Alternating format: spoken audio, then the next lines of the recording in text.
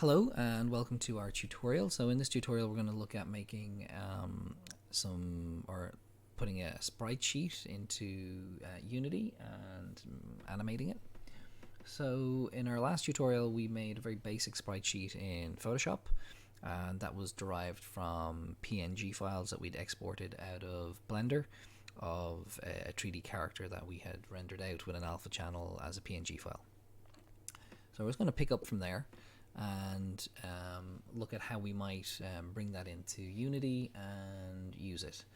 So what I have open here is Unity 2019.2. I'm sure there's always a newer version.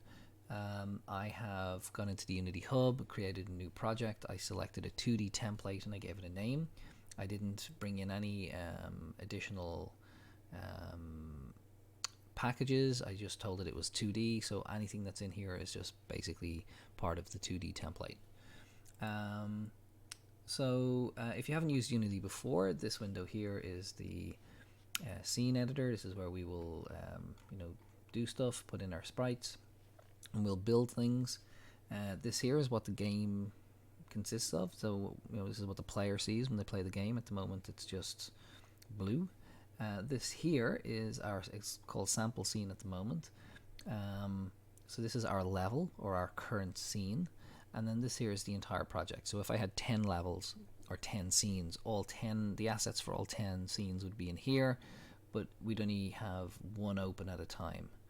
And then over here, this is like a properties window. It's the inspector. So when I click on an object, I can see its properties. So if I take this camera here, for example, I can go over and select the background color and make it black. So we can change the properties or the attributes of objects selected over here.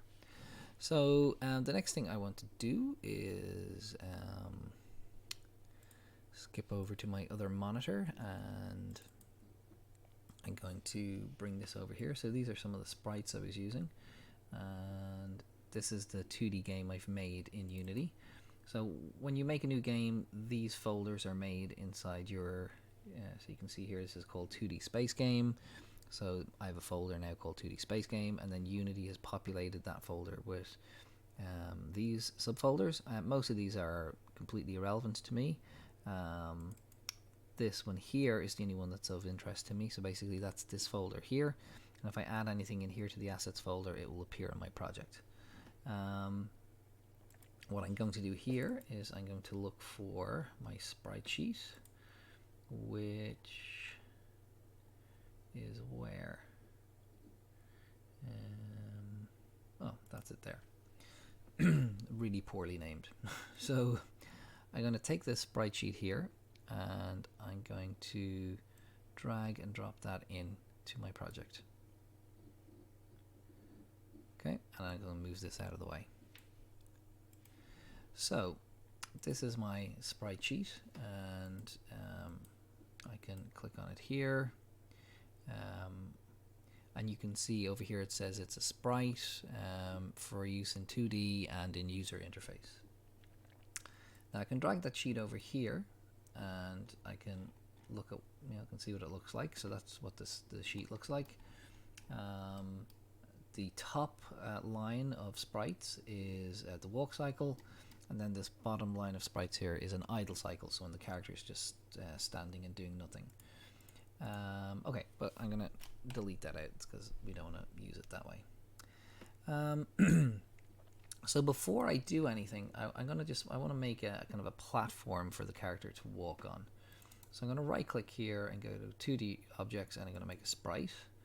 And I don't actually have a sprite for this. I'm just going to click on this little box here and see if I can select something. So I can select this little square here. So that'll do. And so you can see here I've got a square. It's outside of what the camera can see. So I'm just going to click on move it over here, and move it down. And then I'm going to scale it on the red axis here is the x-axis. So I'm going to scale it on x. And yeah, we'll move that there. Maybe we'll scale it on y a little bit, and then we'll move it down slightly. So that's just going to be the ground plane that my object is going to move on. It doesn't have any collider on it, so I need to give it some sort of physics so that the character can stand on it.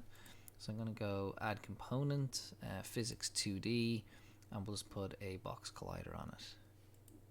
So now you can see this green box here.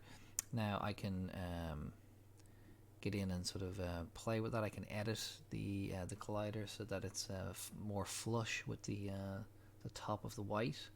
But we can get to sort of tweaking these things a bit later. We'll just kind of use some broad strokes at this stage. So let's go back to our sprite sheet here. So at the moment it's set up to be a single sheet. So Unity is not looking at this as a collection of sprites, of images, like of 20 or 40 or 50 images in one image. It just thinks this entire thing is one image. So it could be, for example, like a background. So I'm going to tell it it's got multiple sprites in the same image, and then I'm going to apply that change. And then I'm going to go to the sprite editor, and it's going to let me set that up. Okay, so this is the sprite editor. Oops, and let's see if we can. Nope, that is definitely not what I wanted to do. So let's delete that. So up here in the sprite editor, so I've got a few options. So the first thing I want to have a look at is the pivot point. So if I hit slice here, so I'll just do that actually now, and we can go back and change this. So I hit slice. It's going to slice this up into individual sprites. Now that's excellent, but this blue round circle here in the center is the pivot point of this sprite. So that's basically where if it's going to rotate, it'll rotate around that point, and I actually want that point to be down here where the mouse is at the very base. So I'm going to slice it again, only this time I'm going to say bottom. So not bottom left or bottom right, this bottom will go into the middle. And now when I slice it, I'll get pretty much the same results, only this time that circle is here for each of the sprites. So it means that, you know, I'll have a better level of control. Now if I had any overlapping issues, so if one of these sprites, like the arm, was extended and it went underneath the next sprite, then we may actually have a problem and have to move things or go back and sometimes even to Photoshop to edit things. But these look like they're all fine. Now one of the more interesting things about making a sprite sheet is if the collider is actually touching the bottom of the sprite. If it doesn't, what will happen is as the animation plays with the sprite in it, it will make it look as if the sprite is bobbing up and down. Now it's only a very small bob up and down, but it can be enough to be you know, very distracting and make the sprite look very poorly made. So we'll just make sure that this each of these boxes actually touches the bottom of the sprite. Obviously Unity does an automated job. You can see here this sprite would jump up by a pixel or two and look for maybe a fraction of a second as if it were floating. So and again, I'm not going to fix this for the idle cycle, but maybe if we have it fixed for the walk cycle, we'll maybe see the difference, that the walk cycle will look smooth and correct, and the idle cycle probably won't if we haven't gone in and tweaked it. So okay, so when I'm happy with that, I can just hit apply up here. And now when we go back into the Unity editor, this has changed a huge amount. So if I take this here and drop it in, so here is my character, so we'll just move the character down. And what I want to do is I want to apply an animation to this sprite, and I also want to apply a collider. So I'm going to do the same thing I did before. I'm going to go physics 2D, add a box collider. So now I've got a box collider on the sprite, so it won't fall through. But I also want to add, if I press play now in my game, so you can see nothing is happening. But more importantly, the character hasn't fallen onto this white ground layer. So I'm going to add 2D physics. I'm going to add a where are we? There it is. There, sorry, a rigid body 2D. So a rigid body just gives the object physics. So it'll fall under the weight of gravity. It'll have maybe friction in its movement, and you can see some of the attributes here, and we'll explore all them in later tutorials. So I'm just going to press play, and hopefully we'll see the sprite sinks onto the ground below. And as we mentioned earlier, the ground below, the collider, the green collision box on this is a little bit high, so we might want to get in and edit that. Maybe we'll do that now. So I can take this here and lower it down, and then unedit, and then press play, and then the collision between the character and the ground is a bit more aesthetically pleasing. Okay, so now how do we get this sprite to animate or to move? Well, with the so this sprite here, so we're going to rename this so we know what we're doing. So we'll call that ground, and this here we'll call player 1. Okay, so I'm going to go to, I want to get my animation window. So I'm going to click here on animation, and that has popped over here. Okay, so with my player here selected, it says to begin animating player 1, create an animator and an animation clip. Right, so I could do that over here, but the easiest way to do that is just to click this create button. So what I did there was I selected the player, and then I went to the animation window, and then this gives me the option to create them here. So in my assets folder, I have only one subfolder called scenes. So I'm going to create a new folder here, and I'm going to call this animation or animations. And in that folder, I'm going to call this walk. And we may have a number of walk cycles, like for good guys, bad guys, like non-player characters, etc. So I'm going to call this player 1 walk. So before we get into that, just to show you over here in my animations folder, two things were created. This animation here that has nothing in it, and then a thing called an animator controller, which this little object here will create a sort of a little kind of node based window where we can control animations for that character. So we'll look at that in a few minutes. So in here I want to create an animation. So what animation do I want? Well, I want the walk animation, and the walk animation is, I think, the first half of these. So if I click on this one here,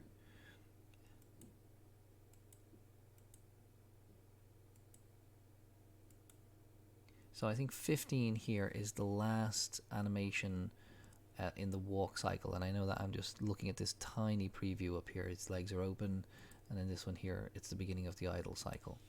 So this set of sprites here are the character walking. So I'm just going to drag and drop them in here, and I'm going to press play, and we can see the character walking. So this is the that set of sprites playing back in quick succession. Now I was going to stop that. We can see here it's got a value of 13.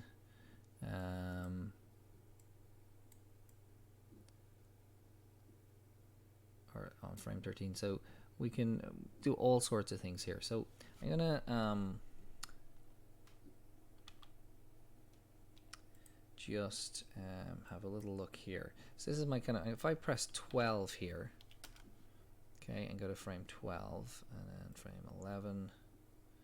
Okay, So if we want, we can make all of this a little bit longer. So, and there's a few ways to do this, but for now we'll just try and look at it in a more a simple way. So I'm going to take each of these frames and drag them out a bit. There is an automated way to do this. We'll just have a look at the sort of the logic of it first. So I'm going to spread these out, and I'm just going to press play now so you can see what happens. So it's going to play the first set and then leave a gap and then play the rest. So we can have quite a smooth animation, or we can have a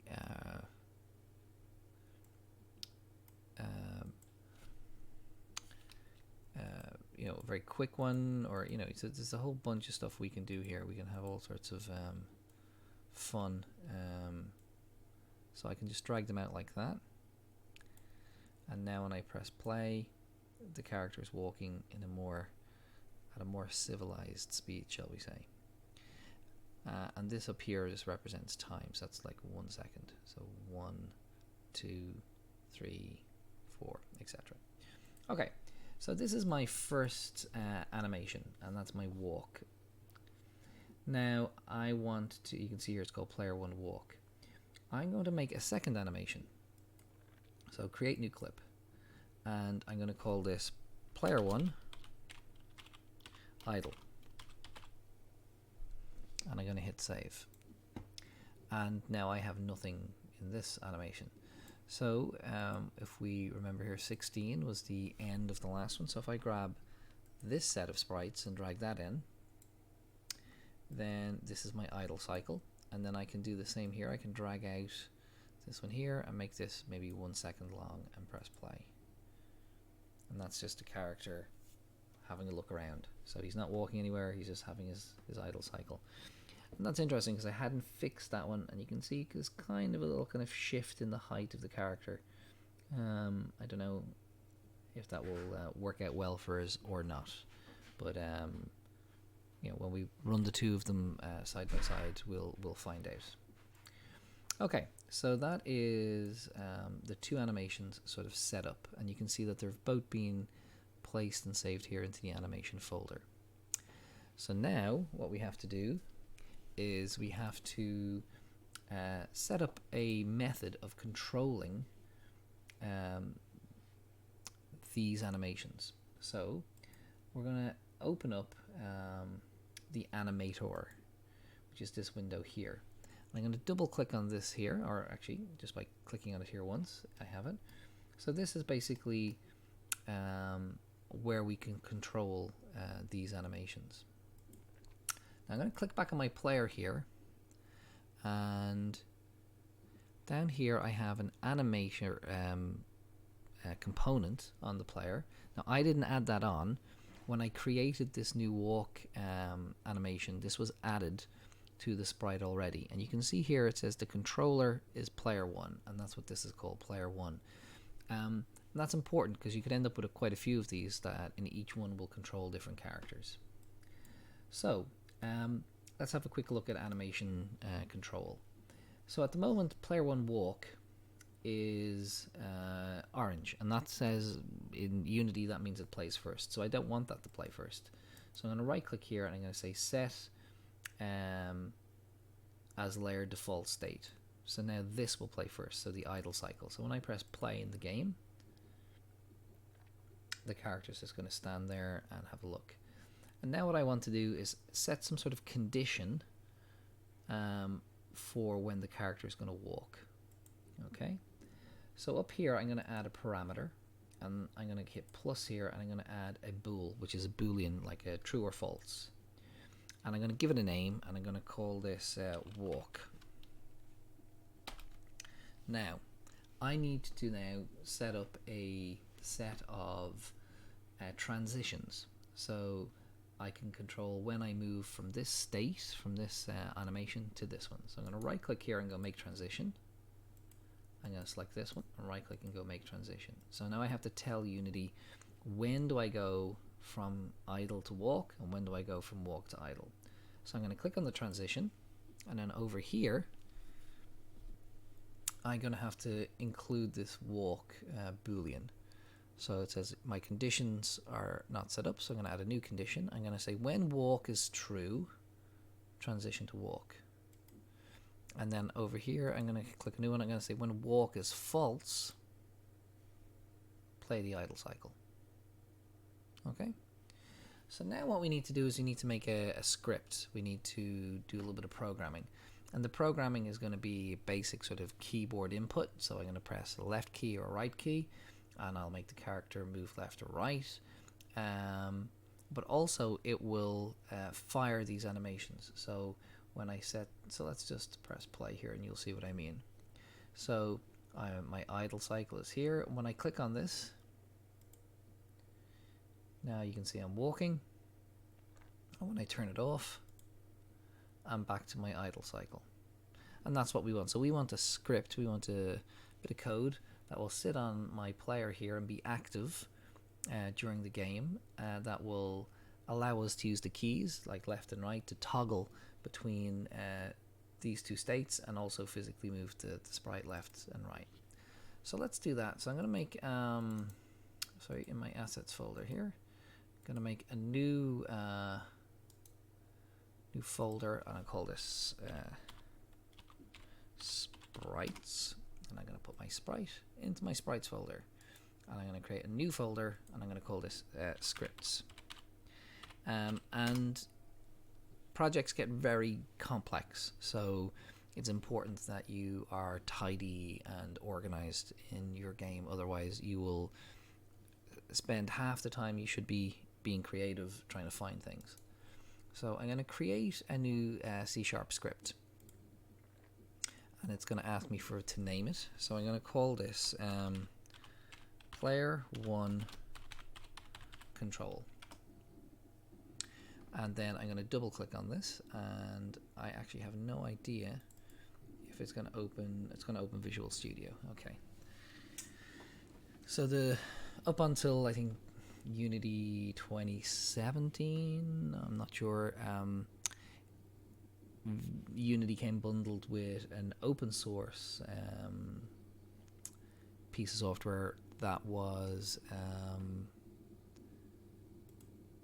called MonoDevelop. So this is popping up on my second monitor as I speak to you. So I'm just going to, as soon as it's opened the software, I'm going to throw it across to the other screen so you can see what I'm doing. So we're just going to open this in Visual Studio, and we'll type in some code and get it to work. And we're just going to keep it very simple for now. Okay, nearly there. I need a faster PC, obviously. If it takes, I think this is the first time it has opened this version of Visual Basic. Not Visual Basic, Visual Studio. So, okay, and there we go. So let's move this over here. So here we are. And I don't want to sign in. Can I go on without signing in? Maybe no. Sign in. I'd rather not sign in. Okay, I'll try and sign in. So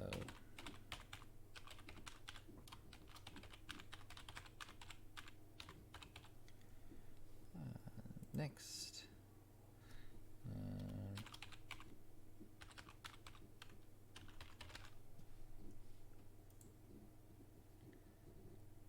So I'm just using my kind of generic KWETB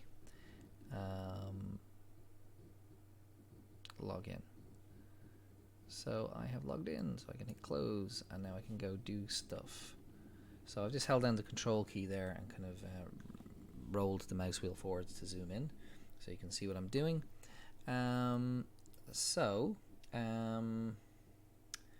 I want, what do I want is a good question. I want to put in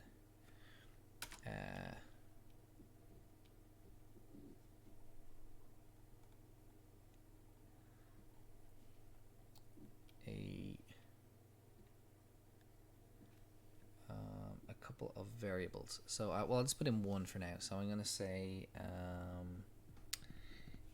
we're going to have a speed. So we'll use that as a variable, and we'll make that a float. And we'll say it is equal to 2.0f. And I just delete that there. And I think they're the wrong way around. So Control C and Control V. So we've got a float, and it's called speed, and it's got a value of 2.0. I don't need void start, and I can get rid of that. So all I need here is void update. Now I do need one or two more. I think I need one more. Yeah, we'll see. Anyway, so I am going to say if so you can see it's got prescriptive or predictive text input dot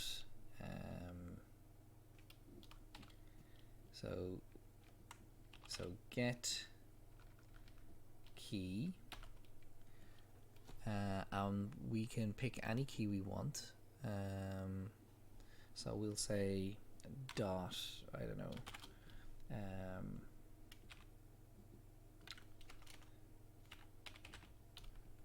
so I want my right arrow. So get key, and then brackets, key code dot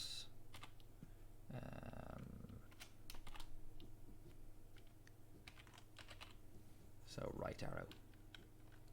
There we go. So if I press the right arrow, I'm going to open my brackets. So we want it to do something. So we want to say so transform dot translate, and we want to have a vector 2 dot right. So we want it to move to the right if we press the right arrow, and we're going to multiply that by our speed, and then we're going to multiply that by time dot delta time. Okay, so let's just save that. Save all. Okay, and we'll come back here to Unity, and normally what happens is if you've got so right now it's kind of compiling this script in the background, and if there's something wrong with it, it'll give me an error down here in the bottom left corner in the console. So I'm going to take the script and I'm going to drag and drop it onto the player, and I'm going to press play. So now we're in the game, and we know we're in the game because we've got our play arrow is blue. I'm going to press the right key, so now I'm moving the player to the right when I press the right arrow key on my keyboard. So that works. So far so good. I'm going to take that there, and I'm going to go Control C, and I'm going to press return and press Control V. So only this time I'm going to say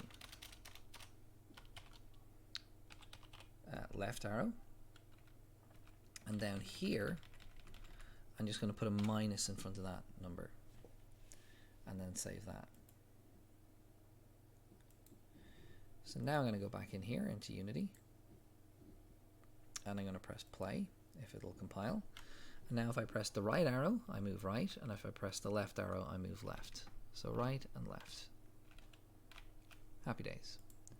So now I've got some basic movement based on my my arrow keys.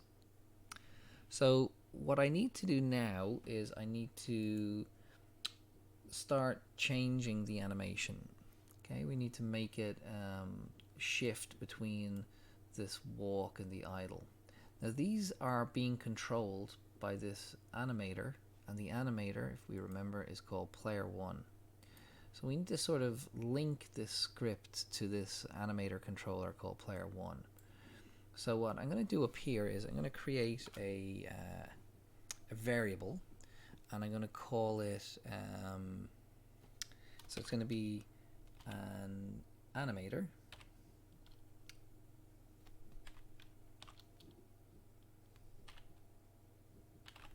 So I'm going to have an animator, and I'm going to call this animator animation.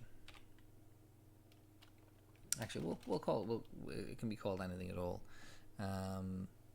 We'll call it, I don't know, player one. Player 1C, we'll call it. Okay, so for player one control. Now down here, what we need to do is we need to, so I'm going to go underneath this here. We need to give an instruction. So we need to say, so this here, Control C. So that dot, and then we set it up as a bool. So it was either, it's turned on or it's turned off. So I'm going to go set bool. Okay, and then in brackets, and I'm going to open up inverted commas, and we called it walk. Now it's very important that you get the case right. So if it's in capitals, you have to use capitals. If it's not, and then I'm going to set it to be true. Okay, we need to set this up to have that at the other end. Okay, so I'm saying this animator controller, set the boolean walk to be true, and that'll only happen when I press the right arrow. So I'm going to press Control C, and then down here Control V. Now that's all well and good, because what's going to happen now is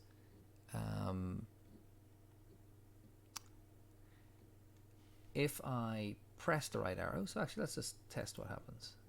We'll say save all, and we'll jump back into Unity, and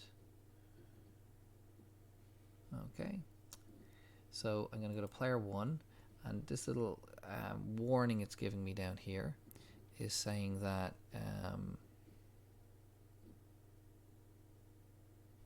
that I haven't assigned the animator controller. That's interesting. This probably won't play then, will it? Okay.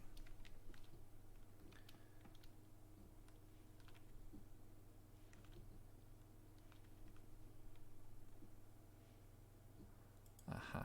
Okay. So let's go back in here. What have I done wrong?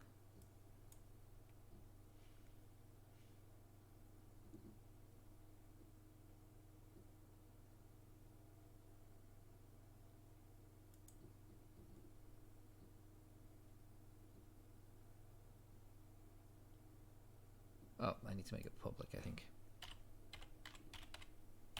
Oops.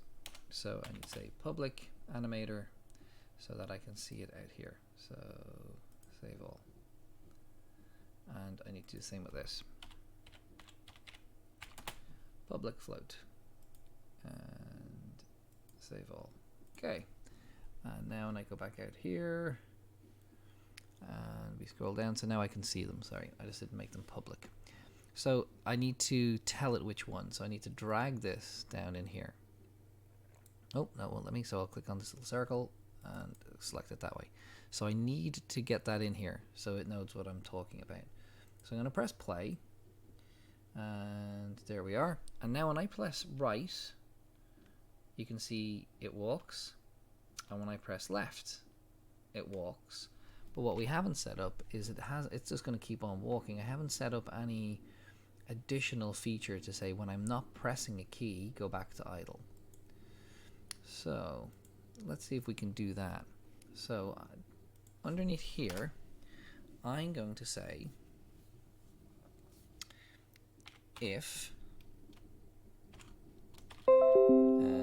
input dot any key equals false. Okay, so and then I'm going to open my curly brackets.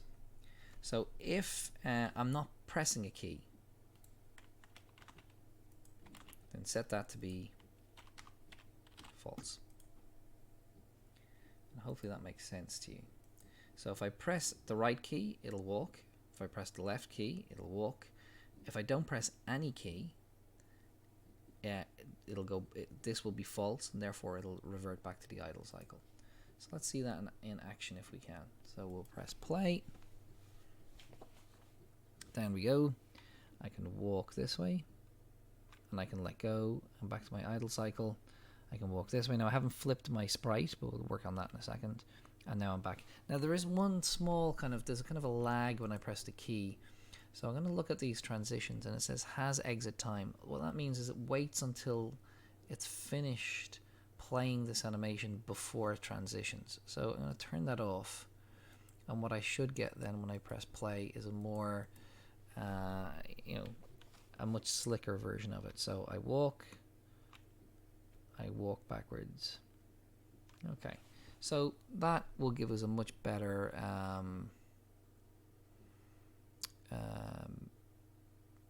so we'll get a much better version of the animations. They'll kick in much faster when we turn this off. Okay, so there's loads more stuff that we can do here. I think I'm just looking at the time. We are 36 minutes in, so I think I'll rather than showing you how to flip sprites and do all sorts of other things, that there's quite a bit in what we've done there. If you're new to Unity, so from very basic kind of colliders that are on this object here, box collider, we added rigid bodies, we made an animator controller, we made 2 animations based on a sprite sheet, we sliced the sprite sheet, and then we wrote a very simple script just to make the sprite move left and right, and also to control the animations using this Boolean tool. So for one tutorial, that's quite a bit. Okay, so we'll leave it there for now.